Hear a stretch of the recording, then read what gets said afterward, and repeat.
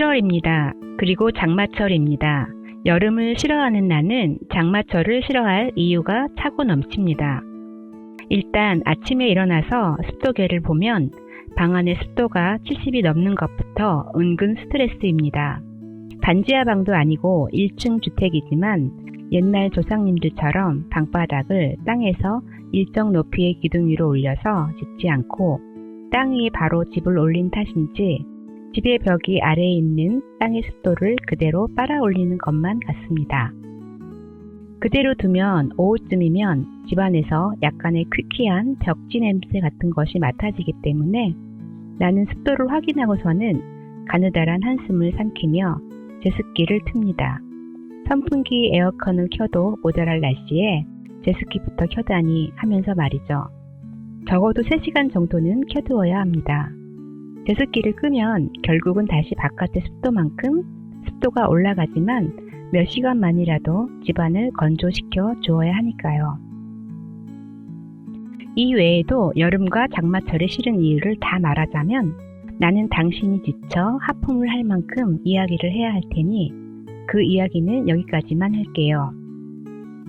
이런 여름이 시작되기 직전에 나는 아무튼 시리즈의 에세이들이 있다는 것을 발견했습니다. 여기서 나는 내가 못하기 때문에 경험이 없는 분야의 아무튼 몇 권을 골라 읽었습니다. 아무튼 술, 아무튼 떡볶이 같은 거요. 떡볶이가 왜 있나 싶으실 텐데 제가 요새 말로 맵찔이라서 떡볶이 근처에도 못 가거든요. 아무튼 그러다가 아무튼 여름을 골라 읽게 되었습니다. 나는 겨울에 태어난 탓인지 겨울의 심신이 그나마 편안한 편이라 그 반대인 여름에 무척 고생을 해서 여름을 싫어하지만 나의 단짝은 여름을 제일 좋아하는 계절로 꼽았다는 것이 생각났고 또 이렇게 책을 쓸 정도로 여름이 좋은 점이 뭐가 있단 말인가. 그 좋은 점을 이제라도 알아서 여름을 조금이라도 좋아하게 되었으면 좋겠다는 생각으로 읽었습니다. 그런데 이 책을 읽기도 전에 읽은 후에도 계속 여러 잡다한 가볍거나 무거운 책을 읽고 있어서 아무튼 여름의 세세한 이야기는 지금 와서는 하나도 떠오르는 것이 없습니다. 좀 황당하네요. 그만큼 나에게 임팩트가 있는 좋은 점이 없는 소소한 것들이었기 때문이기도 해요. 하지만 그 책을 읽으면서 이런 게 여름을 좋아할 이유가 되는 사람이 있구나. 그러니 내가 힘들어도 여름은 있어야겠구나 하고 자주 생각했던 것은 생각납니다. 그리고 나도 여름의 좋은 점을 곰곰이 생각해서 스스로에게 이러니까 여름도 좋은 점이 있어 하고 말해줄 수 있게 해야겠다는 생각까지는 했지요. 그럼에도 불구하고 아직 여름을 좋아할 이유를 한 가지도 찾아놓지 않았군요. 이쯤 되면 책을 왜 읽나 모르겠는 지경이네요. 아무튼 나는 오늘 이 순간이 비단 여름이라서 불안하거나 우울한 것만은 아닙니다. 가을이라고, 봄이라고, 겨울이라고 기운이 나고 기분이 업되는 것도 아닙니다. 마음가짐의 문제인 거죠. 내가 정기적으로 요일을 정해놓고 만나는 단짝 친구는 이번에도 나를 깜짝 놀라게 했는데요. 나는 카페 안이 에어컨 때문에 너무 추우면 가져온 겉옷을 덧쳐 입고도 속으로 추워라 하면서 그 시간을 견딥니다. 그리고 무더운 외부에서 걸어 다녀야 할 때는 숨막히게 덥군 하고 견딥니다. 그런데 나를 만나러 1시간이 넘게 지하철과 버스와 도보를 이용해서 오는 내 친구는 차가운 지하철에 승차하면서 시원해 하고 생각하고 지하철에서 꽁꽁 얼다시피 해서 지상으로 나오며 따뜻해 하고 좋아한다는 겁니다. 걸으면서 더워진 후에 카페에 들어오면서 역시 시원해 하며 기분 좋아한다는 거예요. 정말 김정은 교수님 말대로 행복의 기술은 편집인가 봅니다. 그러니까 내 친구가 여름을 좋아하나 봅니다. 하지만 내 친구와는 정반대로 상황을 편집하는 것이 일상화된 나의 뇌는 아침에 잠에서 깨자마자부터 불안하고 우울한 편집을 시작합니다. 그러다가 뭔가 제대로 건서 하나 걸리면 거기에 확실히 갈고리 걸려서 바닥도 없이 기분이 끌려 내려가곤 하죠. 예를 들어 바깥에 비가 오고 있거나 비가 예보되어 있으면 또 집에 어디에 누수가 일어나고 있지 않나 불안에 확 휘둘리는 시기입니다. 아무런 갈고리가 없으면 미래에 있을 수도 있는 온갖 예상 문제를 떠올리며 대책을 세우려고 골머리를 앓습니다. 네, MBTI에 J가 들어있습니다. 최근 연구에서 J인 사람이 불안장애인 사람과 매우 유사한 성향을 보인다는 것을 알아냈더군요. 이에 저는 빼박이군요. 사실 제 모든 문제의 99%는 늘 생각이 미래로 가 있고 제어할 수 없는 미래라는 것을 제어해 보려고 머리가 하루 종일 굴러가는 데에 있습니다. 그러다 보니 대부분 몸은 현재에서 뭔가를 하는데 정신과 마음은 미래로 가출한 상태로 보내게 되지요. 그러다 문득 현재로 돌아와 보면 도대체 생존과 무슨 관계가 있다고 꽃은 이렇게 예쁜 거야? 하고 깜짝 놀라게 되는 겁니다.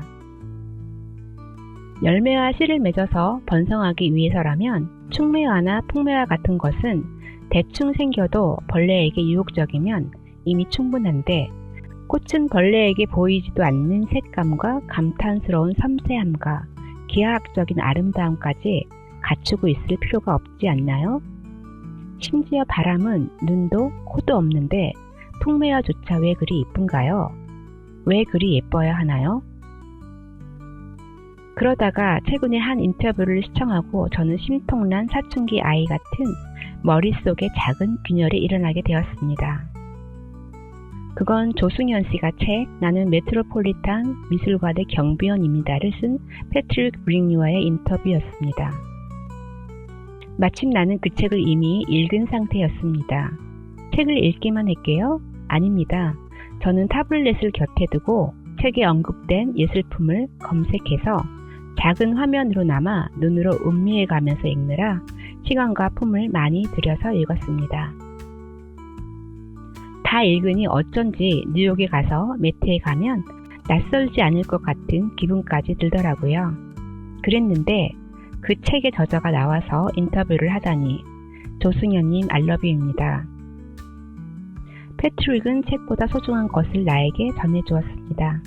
예술, 아트라는 것이 무엇인지를 확실하게 알게 해주었습니다. 그것도 아주 짧은 말로요. 매트에 전시된 옛날의 올리브유를 담아두는 토기는 그 기능 이상으로 예술이 될 만큼 아름다운 것들이 있다는 것을 말하면서 예술이란 필요 이상으로 공들여 아름답게 하는 것이라고 말했습니다. 그 말을 들으니 예술이 밥이 나오지도 돈이 나오지도 않는다고 쓸데없는 것으로 치부되는 경우가 많음에도 불구하고 그것이 지닌 절대 가치를 단박에 알 수 있었습니다. 그리고 꽃과 만물이 왜 그렇게 미시적으로도 거시적으로도 완벽하게 아름다운지도 납득이 되었습니다. 신은 예술가인 것입니다. 그래서 만물에 예술을 하는 것입니다. 기능만 따지지 않고 모든 것에 아름다움을 충실히 더하였습니다. 그래서 우리 인간도 단순한 기능을 넘어선 공들여진 것을 추구하게 되었다는 걸 알게 되었습니다. 그때에야만이 충만감을 느낄 수 있게 되었다는 것도요. 그러면서 내 삶이 무의미하고 공허하게 바스러져가는 시간의 연속이라는 강한 느낌을 벗고 충만감을 안고 잠자리에 들려면 내 일상생활에 공을 들여 예술로 만들어야겠다는 생각이 들었습니다.